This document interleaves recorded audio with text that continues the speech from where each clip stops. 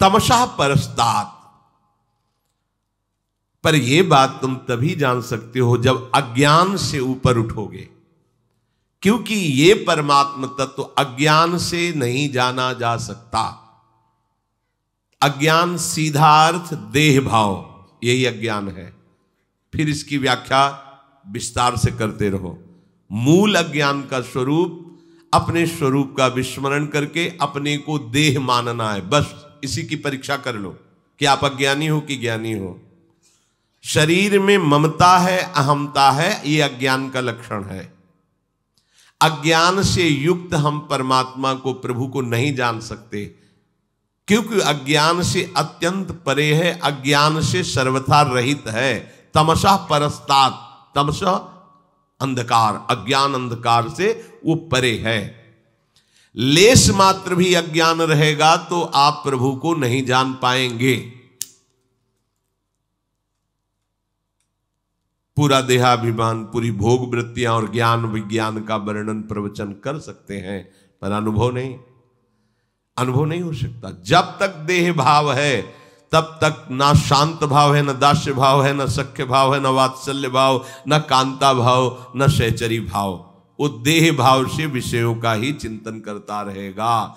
देह भाव छूटा कि फिर उसकी योग्यता उसके भाव के अनुसार हो जाती है।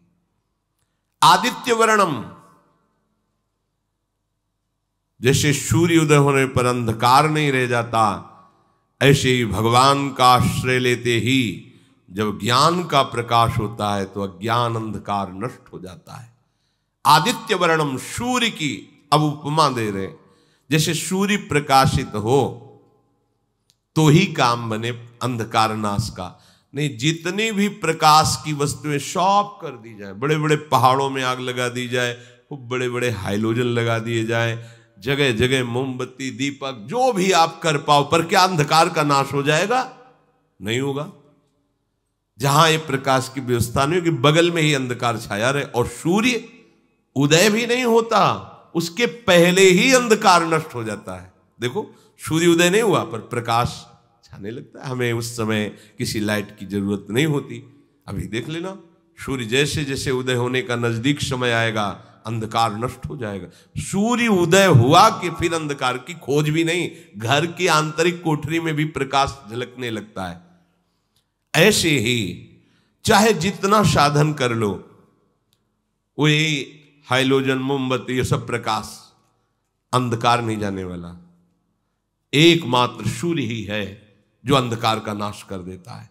एकमात्र भगवान का आश्रय और उनका निरंतर सुमिरन ही तुम्हारे अज्ञान अंधकार को नष्ट करेगा।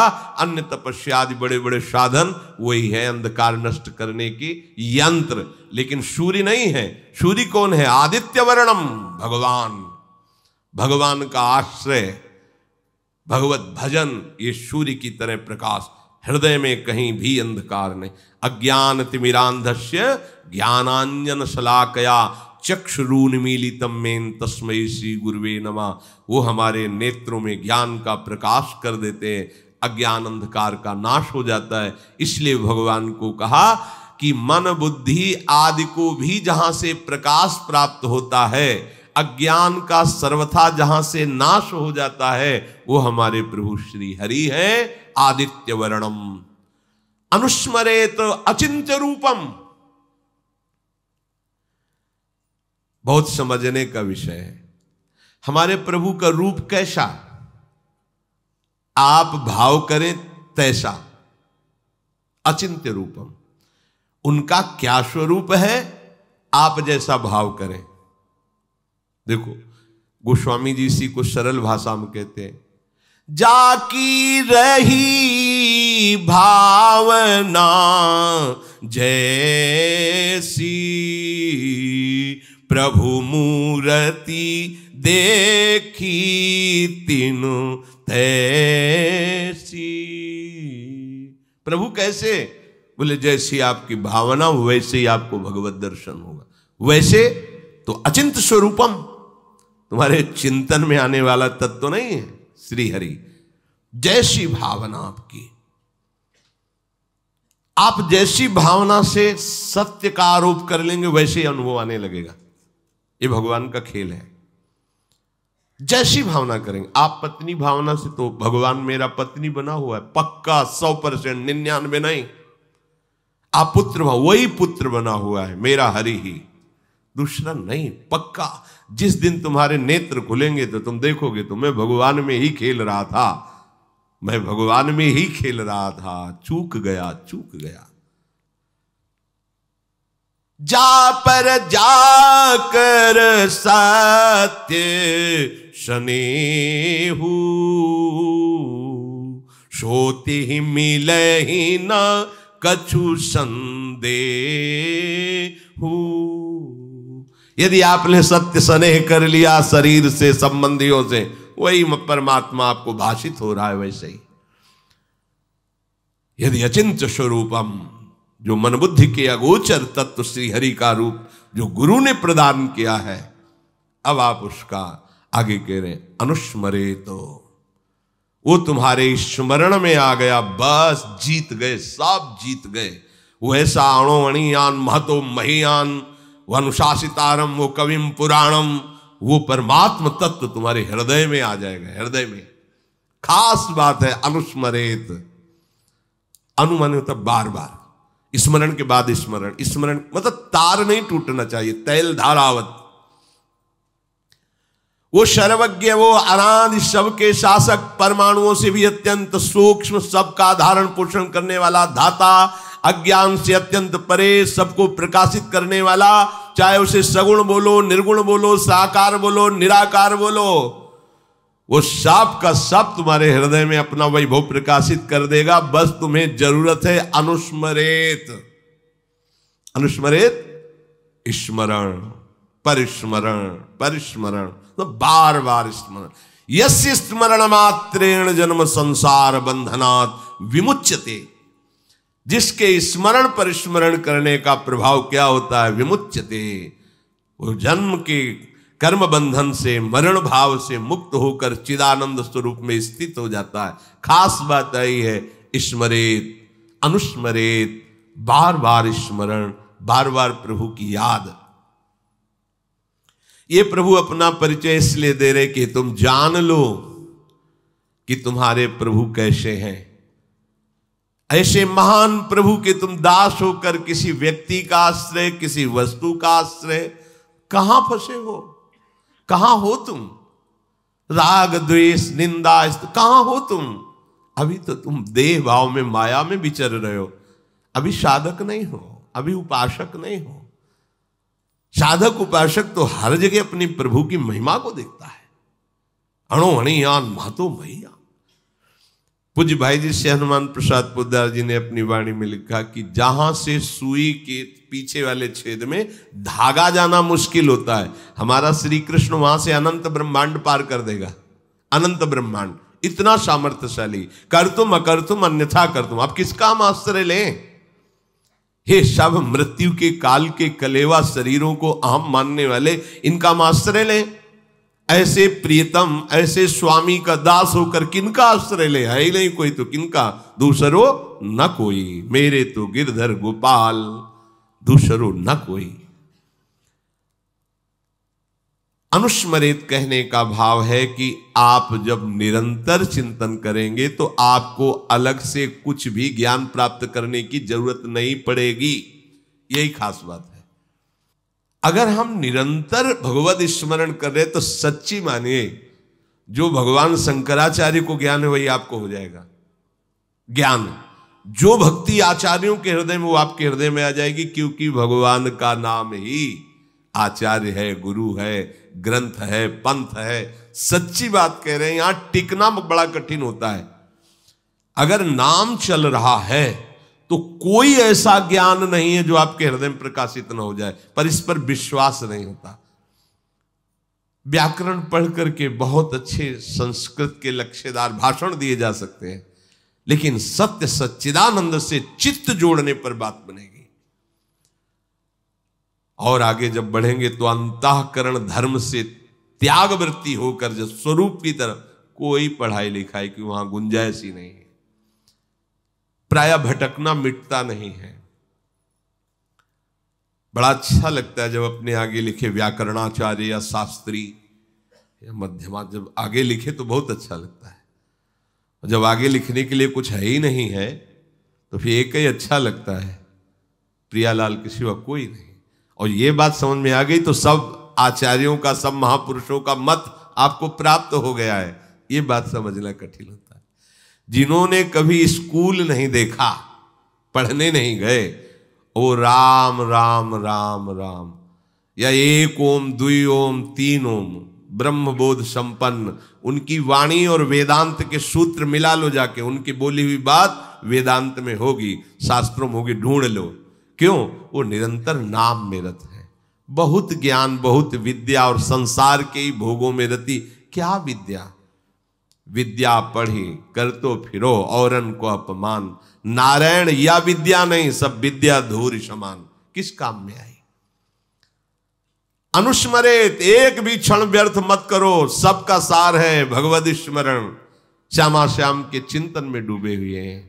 नाम चिंतन, मंत्र चिंतन, वाणी गायन, अंदर ही वाणी गायन च शांत।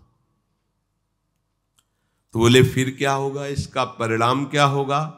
तो प्रयाण काले मनसा चले न, भक्त्या युक्तो योग बले न चैव, भ्रुवोर्मध्ये प्राणमावेश्य सम्यक सतम परम पुरुषमुपैति दिव्यम। फिर आपको कह रहे हैं जैसे योग मार्ग में होता है, शब्द कमलों का वर्णन आता है, जो इनको भेद करके वो फिर ब्रह्म को प्राप्त होता है। कुंडलनी जागरण, कई तरह की यौगिक चमत्कारमयी वृत्तियां वर्णन योग ग्रंथों में आता है।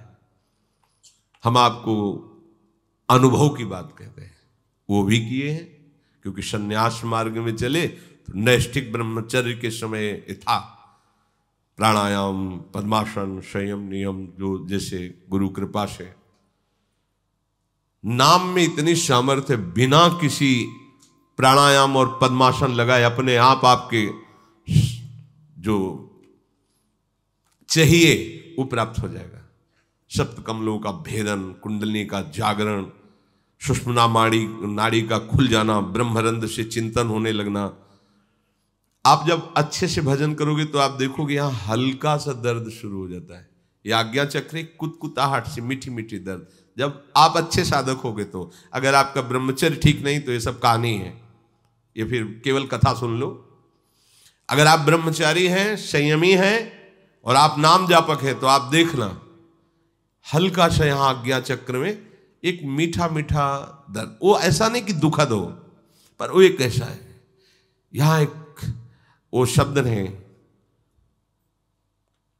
जब यहां शुरू होगा तो आपकी दृष्टि जो है वो एकाग्र होने लगेगी, नासाग्र, बिना नासाग्र किए वैसा भार पड़ता है आनंद का कि वो नेत्र अपने आप ऐसे अर्धनिमीलित नेत्र होने लगते हैं। और फिर मंत्र यही ऐसे जैसे ऐसे प्रकाशित होता रहता है,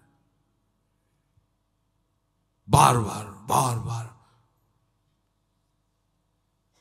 उसके आनंद का वाणी की सामर्थ्य नहीं, कोई यौगिक क्रिया नहीं, कोई पद्मासन नहीं, पैर फैला बैठे, सोफा में बैठे, कैसे नाम चल रहा ना, इतनी हीट पैदा हो रही, ऊर्जा शक्ति आध्यात्मिक, आज्ञा चक्र खुल रहा है अपने आप। ये जो सप्त चक्रों का भेदन है, बिना किसी प्रयास, हम ये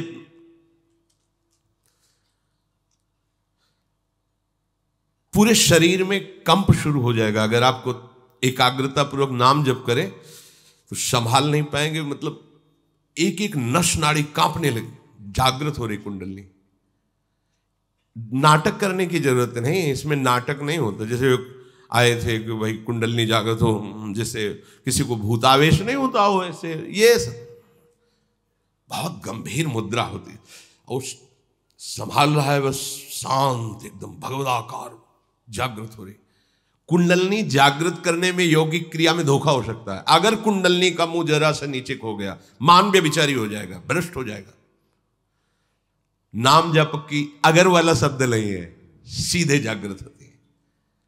कौन सी सिद्धि है, कौन सा ऐसा परम लाभ जो नाम जप से नहीं प्राप्त। अच्छा, कुंडलनी जागरण का फल क्या होगा? भगवत प्राप्ति अगर ना हो तो किस काम का रहेगा? नाम सीधे फल की प्राप्ति कराता है।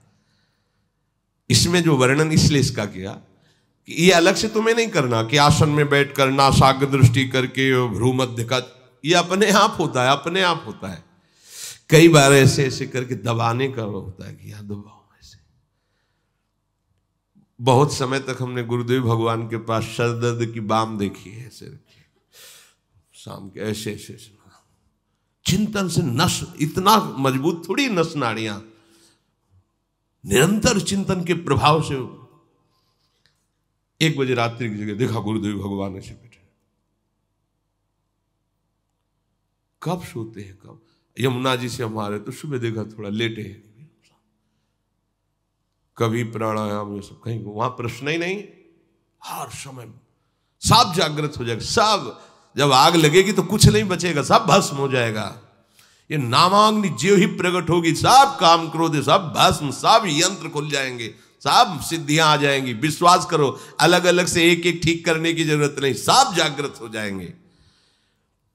भक्ति युक्त उपासक अंत समय में अचल मन से और योग बल के द्वारा भ्रकुटी के मध्य में प्राणों को अच्छी तरह से प्रविष्ट करके शरीर छोड़ता है तो उससे परम दिव्य पुरुष की ही प्राप्ति होती है। योग बलेन, योग से अगर आपको लगता हो कि अष्टांग योग का भगवान इशारा कर रहे हैं, मान लीजिए आप, लेकिन हमारा इशारा अलग जा रहा है भगवान के ही वचन से। योग भगवान कराते हैं, अष्टांग योग में हम करते हैं, आसन प्राणायाम प्रत्याहार ध्यान धारणा समाधि, और भक्त का योग भगवान कराते हैं।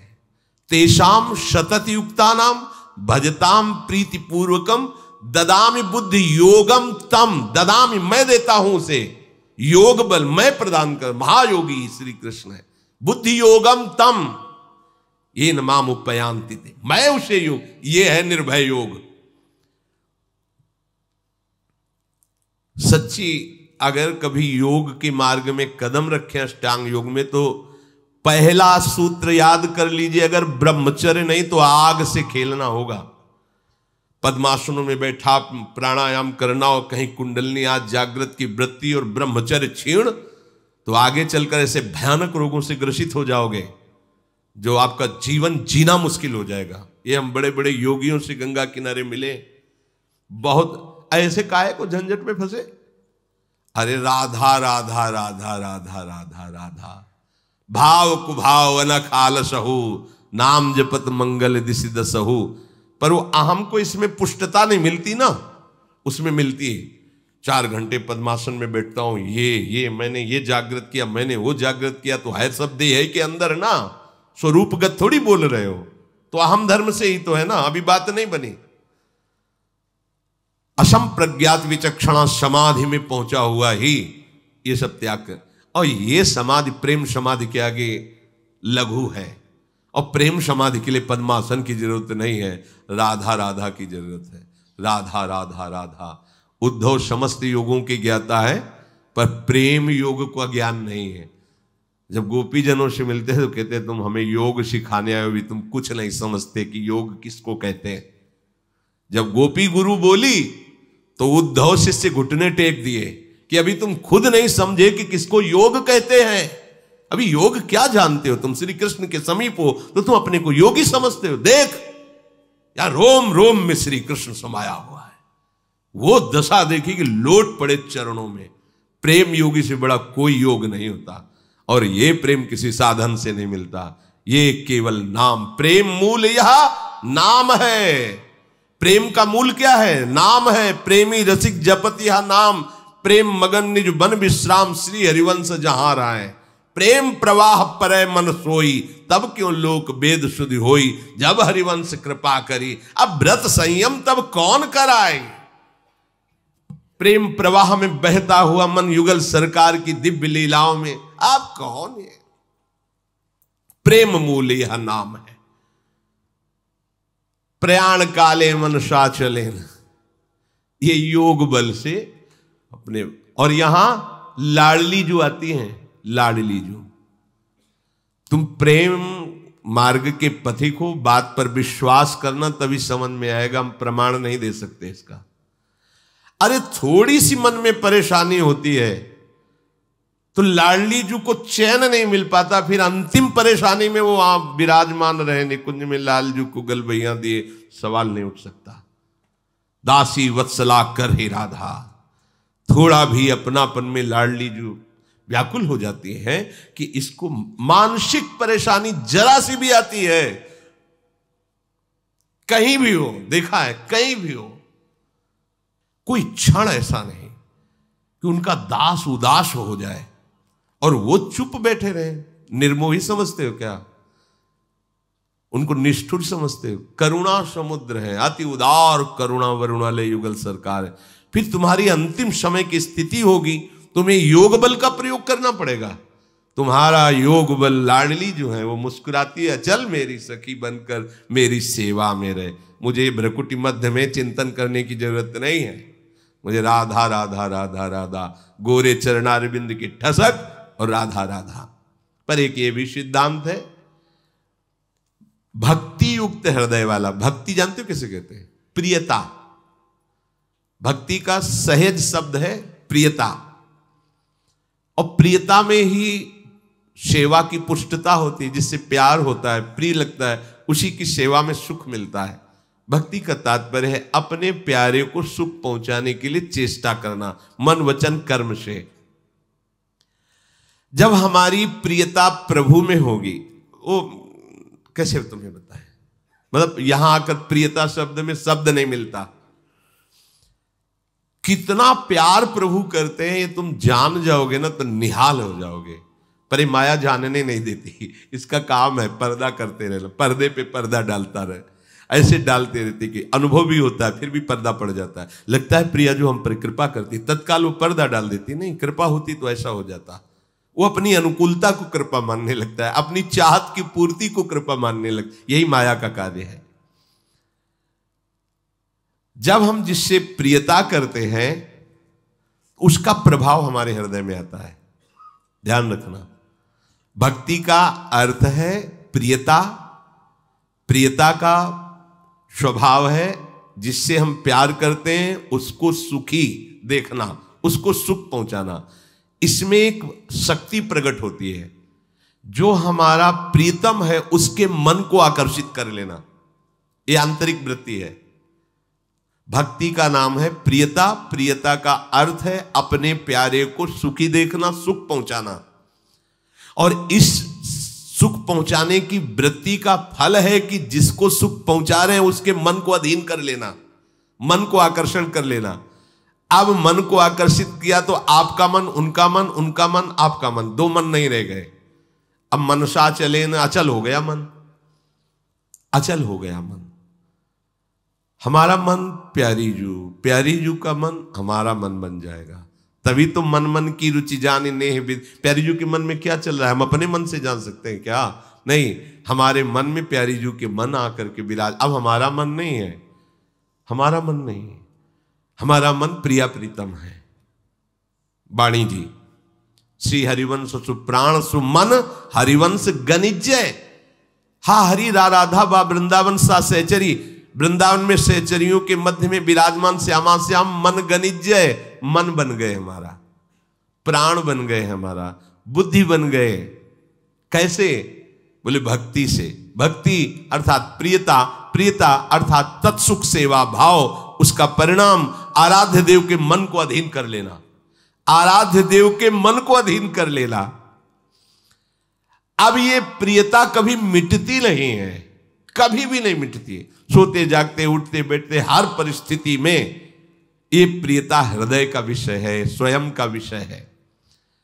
अंत काल के समय जब उपासक को पता चल जाता है, जो उस कोटि का होता है, बहिर्मुख को नहीं, कि हमारा समय आ गया, शरीर छूटने, उस जैसे सूचना नहीं होती कि आप तैयार हो जाइए, अब आपका ट्रांसफर है, सरकारी आदेश, भले न बतावे, वो किसी से न कहे, पर उसे पता चल जाता है। जो सच्चा उपासक, भगवत मार्ग का पथिक, पूज्यपाद सिउड़िया बाबा कृष्णाश्रम, सुबह उठे, बाहर ऐसे निकले, उन्होंने कहा भाई आज यहां शमशान होगा। मतलब क्या बोल रहे हैं बाबा?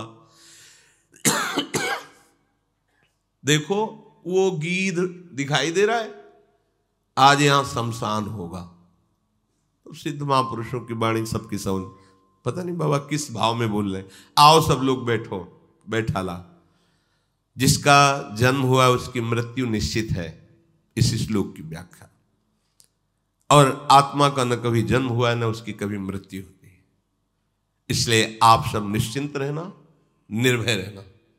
क्या सूचना दे रहे हैं कि अब ये शरीर जाने वाला है, पर किसी को ऐसा लग ही नहीं रहा था कि मतलब बाबा अपने प्रति बोल रहे हैं। थोड़ी देर हुई, बुलाओ आनंद ब्रह्मचारी, सुनो वो प्रभुदत्त ब्रह्मचारी की भागवती कथा का सुनने का मन है, सुनाओ। सब लोग शांत भाव से सुनो कथा। लगाया पद्मासन, बैठ गए शांत। इतने में वो क्या नाम था, वो आया और कहा मुझे मोर पंख दीजिए। बाबा की शरण में रहता था, वहीं आश्रम में रहता था, और कह सकते हैं कि शिष्य ही था, तभी तो आश्रम में रह रहा था। बहुत बार उसकी शिकायत आई थी, तो जब कोई कहता बाबा इसको निकाल दो, तो बाबा कहते उसको क्यों निकाल दे, कमंडल उठाए हम ही जा रहे हैं। तो फिर रोक लेते, किसी की हिम्मत नहीं पड़ती। संतों के हृदय को तुम संसारिक दृष्टि से नहीं तौल सकते हो। मना किया है, तुम्हारी जो सेवा करो जाके। वो गया और गड़ासा लाया, जिससे चारा काटा जाता है ना, वो गड़ासा हाथ वाला, और कंबल ओढ़ करके आया। किसी की ऐसी संभावना ही नहीं थी। आके 6-6 इंच गड़ासा घुस गया खोपड़ी में से बाबा का, ऐसे बड़े बलपूर्वक, ऐसे 4-5 बराबर लगातार। तो जैसे फव्वारे नहीं उठते, ऐसे खून के फव्वारे बाबा के, और जो गड़ासा लगा हुआ ओ शांत। अब उनको पता था ना कि आज ट्रांसफर इस शरीर से हटना है। तो ऐसा नहीं कि इसी कोटि के महापुरुषों को होता, ऐसा नहीं। अगर आपने चित्त जोड़ दिया तो आपको सूचना मिल जाएगी, अब आपके शरीर छोड़ने का समय, सावधान। भाई जी महाराज सबको बुलाए थे शरीर छोड़ने का, अब हम जा रहे हैं। लाखों हजारों लोग ऐसे इकट्ठे, सबसे की अगर जीवन में कोई गलती हुई हो तो आप सब क्षमा कर देना। अब हम प्रियाजू के पास जा रहे हैं, राधा सबके बीच में, ऐसे जैसे कोई विदा विदाई होती ना, ऐसे। अंत काल के समय आपका भाव अपने आराध्य देव में अचल हो जाएगा, यदि जीवन भर अभ्यास किया है भजन का। भजन कोई साधारण वस्तु है, कोई भजन करने वाले को नहीं बिगाड़ सकता। यहां प्रभु वर्णन करते हैं कि जिसने पहले प्राणायाम किया है वो प्राणों का संयमन कर। कई बार हमने कहा आपको प्राणायाम से प्राणों का संयमन करने की जरूरत नहीं, नाम में ध्यान दीजिए। देखो जब तक हमारे प्राण स्थूल होते तो नाम में मन नहीं लगता। तीनों का एक योग है, प्राण, मन और वीर्य, तीनों का एक योग है। आपका वीर्य ठीक नहीं तो मन चंचल रहेगा, प्राण स्थूल रहेंगे। आपका मन ठीक नहीं तो आपका वीर्य स्खलित होता रहेगा, प्राण स्थूल रहेंगे। आपके प्राण स्थूल रहेंगे तो आपका वीर्य स्खलित होगा, मन चंचल रहेगा। तीनों का एक है। अगर आपका प्राण संयमित, ब्रह्मचर्य ठीक, मन एकाग्र हो जाएगा, देर नहीं लगेगी। तीनों का एक संयोग है। जब उपासक नाम जप में प्रीति करता है तो लोभ जपता है नाम का। जैसे आराम से बैठे राधा राधा राधा राधा राधा राधा राधा राधा राधा राधा, हो रहा ना प्राणायाम, नाक फुसफुस करने की जरूरत थोड़ी, ऊपर चढ़ा के लेकर फिर राधा राधा राधा राधा राधा। इससे प्राण सूक्ष्म होते हैं। और जैसे ही आपकी प्राणवायु लंबी खिंचेगी तो मन को भागने का अवसर नहीं होता। देख लेना, ये सब अभ्यास की बातें हैं। मन नहीं भागेगा। मन कब भागता है? राधा राधा राधा, बहुत प्राण स्थूल हो गए, श्वास लेने का समय बहुत कम है, वैसे देखो लोग पास बैठते हैं, आवाज आती है, ये स्थूल प्राणों का लक्षण होता है। ऐसे मैदा या आटा ऐसे लगा दो, एक भी नहीं उड़े, तब माना जाएगा कि आपकी प्राणवायु कंट्रोल में हो रही। ऐसे उसमें फर्क नहीं पड़ना चाहिए, वो हिलना नहीं चाहिए कण। इसका मतलब प्राणवायु आपकी सूक्ष्म हो रही, बिना प्राणायाम के भी हो जाएगी। सहज में हमने आपको प्राणायाम बताए हैं, पर करता कौन है? मनमानी करने के लिए सब तैयार है, लेकिन गुरुमानी कौन होता है? पक्की अनुभूति के हम प्राणायाम कह रहे हैं। खूब भजन में रुचि हो जाएगी अगर ऐसा करोगे। देखो राधा राधा राधा राधा राधा राधा कहते हुए अंदर राधा राधा जब अपने श्वास ले रहे, कुछ नहीं पकड़ना, जितना भर पाए रोक लो एकदम। अब अंदर जपो राधा राधा राधा राधा राधा जितनी देर। अब प्राण व्याकुल हुए, छोड़ दो, राधा राधा राधा राधा। इसे आंतरिक कुंभक कहते हैं। बहुत भजन में सहायक है ये, बिल्कुल साइड इफेक्ट नहीं, कोई आपको इसमें प्रतिकूलता नहीं पड़ेगी। जैसे प्राणायाम में साइड इफेक्ट भी, यदि आप सही गुरु के पास नहीं हो तो वो कहीं ना कहीं आप में रोग पैदा कर, इसमें कोई साइड इफेक्ट नहीं। ये अनुभव की बात, बड़े बड़े संतों की बात है। नाम जप करते हुए प्राणवायु भरी, आप स्वस्थ होंगे, आपका देखना शरीर चमकेगा। क्योंकि जब हमारे कितने ऐसे क्षेत्र हैं जिनमें व्यायाम ही नहीं हो पाता, उन यंत्रों को प्राणवायु के द्वारा आंतरिक सबको करना चाहिए। इसके लिए सब साधक सहज में नाम जप करते हुए ऐसे प्राणवायु रोक ली, व्याकुलता भी प्राणवायु निकाल दी, ये एक प्राणायाम। दूसरा निकाल दी, राधा राधा राधा राधा करते एकदम खाली कर दी और रोक दिया, भरा बिल्कुल नहीं। अब नाम जप करो, थोड़ी देर में एकदम प्राण व्याकुल हो, फिर नाम जप करते हुए लिया, फिर छोड़ दिया, फिर रोक दिया। इसे बाह्य कुंभक कहते हैं। ये दो प्रकार का कुंभक है, एक आंतरिक कुंभक, एक बाह्य कुंभक। और फिर शुरू करो, लंबी वायु श्वास वायु घसीटना, बिना रोके उसको छोड़ देना, फिर घसीटना। ये तीन ही आपको बहुत लाभदायक करेंगे, बहुत लाभ प्रदान करेंगे। यदि आपको कब्ज होती है तो ये अनुभव की हुई, प्रयोग की हुई दवा और कोई साइड इफेक्ट नहीं।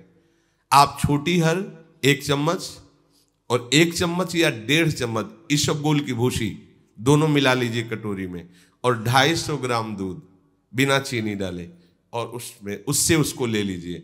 फिर ऊपर कुछ खाइए पिए नहीं, और 10-5 दिन रोज लीजिए। ये ऐसा नहीं कि बार बार सोच कर, वो आपकी आंतों को ठीक करके मल। क्योंकि साधन मार्ग में कब्ज होना ये बहुत हानि का विषय हो, इससे ब्रह्मचर्य की भी हानि होती है, भजन में मन नहीं लगता, प्रमाद स्थिति रहती है।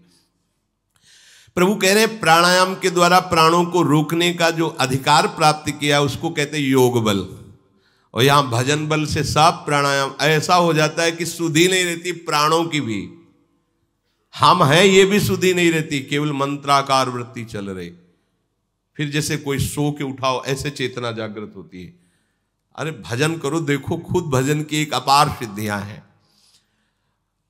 उस योग बल के द्वारा भ्रुवों के मध्य भाग में जो द्विदल चक्र है, उसमें सुषुम्ना नाड़ी में प्राणों को अच्छी तरह प्रवेश करके चिंतन करते हुए जब शरीर छोड़ता है तो ब्रह्मरंध्र से प्राण निकलते हैं। यहां से हम कहते हैं राधा बोलो, कहीं से निकले श्री जी के पास जाओगे।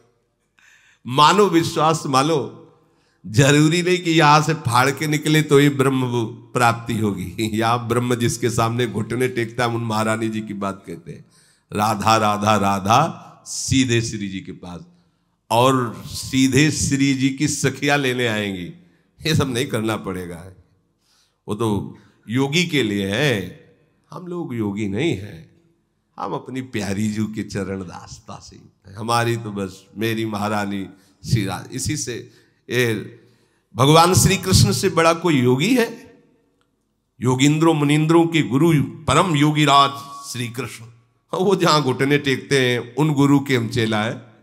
श्री राधा जुग चरण निवास, हमें योग हमारा योग है महारानी जी, हमारा योग है राधा नाम, हमारा योग है लाडली जू की आरती करना, लाडली जू का श्रृंगार, लाडली जू का भोग। तो हमें लेने के लिए लाडली जू का परिकर आएगा, ऐसा विश्वास करोगे आएगा? मेरे को कहां लाडली जू का परिकर आएगा? यमराज का परिकर, तो यमराज का परिकर आएगा। आप जैसा काहे को तुम अपना परिचय अन्य जगह रख रहे हो? केवल लाडली जू, जैसे आप बैठे हो ऐसे परिचय होता है प्रभु का। ऐसे नहीं तो आंख मुंदी ध्यान में परिचय। हमारे प्रभु ऐसे नहीं, जैसे आप बैठे हो ऐसे परिचय, निहाल हो जाओगे। बस चुपचाप एक भरोसा ले लो, एक आश्रय ले लो। बड़ा कठिन है ये, 10वां द्वार फोड़कर प्राण निकलना बड़े दुर्लभ योगियों को, और जो योगींद्रों मुनिंद्रों के लिए भी दुर्लभ है, वो प्रभु जहां कृपा की याचना करते हो, वो मेरी लाडली जो है, मेरी प्रिया जो है, मेरी, ऐसा आता है आपको हृदय में कि मेरी प्यारी जो है? अगर आने लगा है तो बहुत बड़ी ऊंचाई पर आप चढ़ रहे हैं। हमारी प्रिया जो है ना, प्रिया जो वही हमारी प्रिया जो ना, राधा हमारी स्वामी जी की बात कर रहे हो ना, अगर ये आ गया है ना तो आप 10वें द्वार के ऊपर भी चढ़ गए हो। यहां इसका मतलब ले रह जाता भैया, इसका मतलब ले, वहां योगी को तो मतलब है कि सुषमना से ब्रह्मरंध चीर के जाए।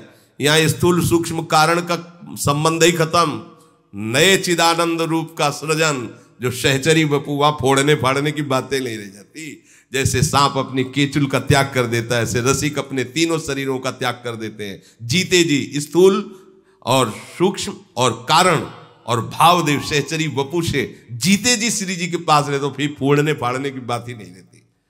ये हम आपको बड़ी सूक्ष्म बात बता रहे हैं कि आप हमारी श्री जी के आश्रित हो, राधा नाम ले रहे हो, बिल्कुल चिंता न करना। जहां योगियों की पहुंच नहीं है ब्रह्मरंध फूटने के बाद, वहां आपकी पहुंच होगी।